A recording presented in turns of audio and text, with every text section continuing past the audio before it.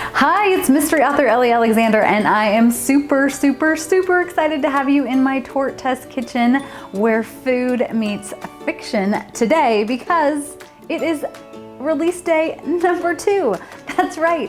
For the first time in my professional career, I have 2 books releasing within a week of each other, and today, Beyond a Reasonable Stout is out. So we're gonna bake something from this book that is deadly and delicious.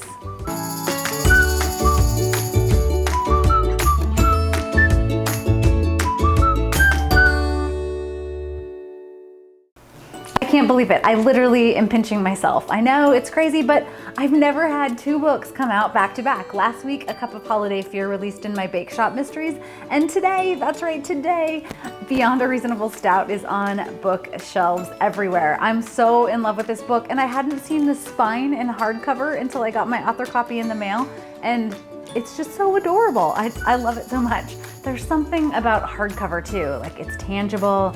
I love the feel of the book. I love everything about it. Can you tell I'm just slightly excited? I know. I'll try to chill out. I'll try to calm down, as Taylor Swift would say.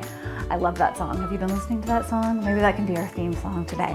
No, I digress. In any event, for those of you who might not be familiar with my Sloan Krause series, Sloan is a professional brewer who brews up delicious pints of yummy dark chocolate stouts and hoppy, piney Northwest ales in the charming Bavarian village of Leavenworth, Washington, where I'm gonna be later this week. So if you're anywhere near the Northern Cascades, come see me. I'm doing multiple events in town and I'm super excited for that.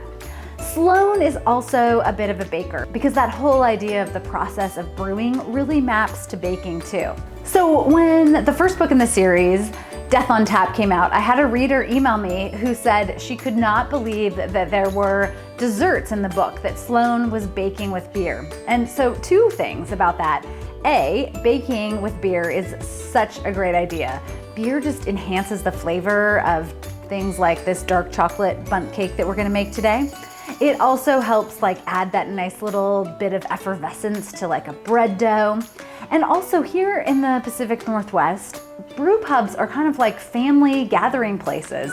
If you go to any brew pub, you're likely to see a very lovely artisan food menu and almost always desserts.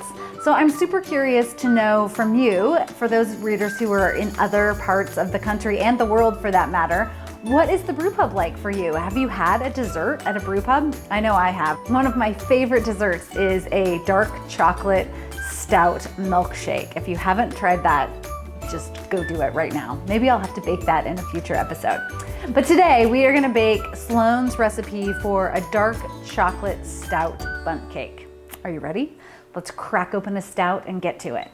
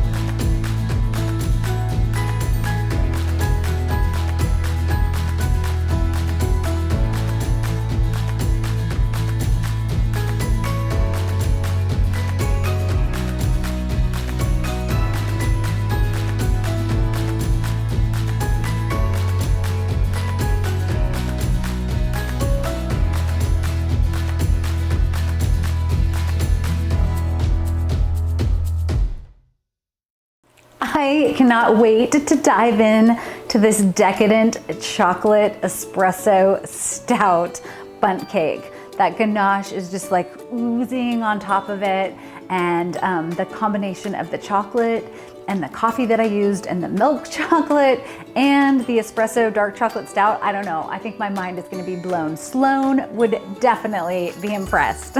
I hope you've enjoyed this episode of the Torte Test Kitchen. As always, be sure to subscribe to my channel and click the bell to get notified whenever I share new videos. Happy baking, or as Sloan would say, Prost.